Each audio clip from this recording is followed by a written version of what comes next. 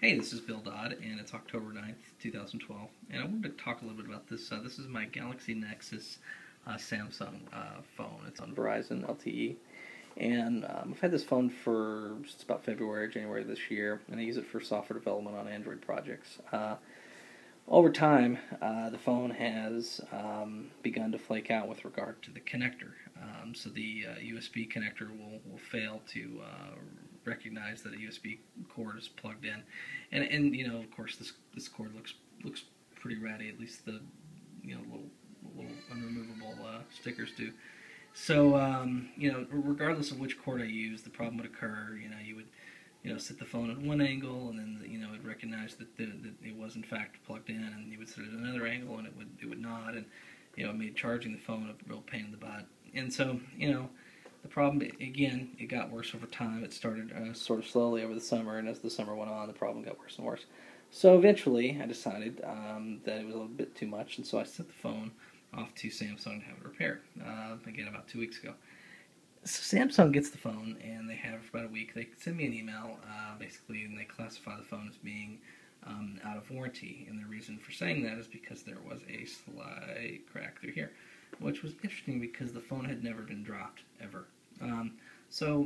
And I agree, yes, there was a crack in the digitizer display, but the display worked fine and whatever. So my contention is that crack is based on probably a stress point or some kind of weak spot in this glass, because again, the phone's never been dropped. The phone was used for development testing, sits on a desk all day long.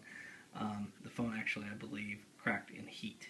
But all that aside, what Samsung basically came back and said was, for the small fee of $163, we will repair your phone and replace the LCD, and they kind of required to replace the LCD to put it back into stock. Well, I disagree with their out-of-warranty assessment of the phone, given I think the crack is a manufacturing defect. $163 seriously isn't going to kill anybody, and it's well worth getting my phone back right. So I gladly pay the $163. So here we are today. The phone has come back. UPS second day air. I didn't get a shipment notification from Samsung, so that was nice. So I didn't know to be here.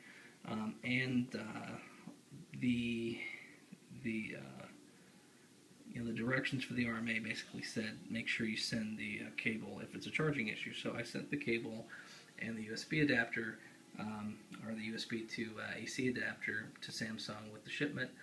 They had removed them, packaged them separately in these little red sort of evidence-looking bags, and then took the phone off, whisked it off, and I guess did whatever repairs ostensibly to the phone. However, here now we have the phone back, and it's particularly interesting because it still doesn't charge with this cable, and this is the cable that came with the phone, the cable that I sent to them.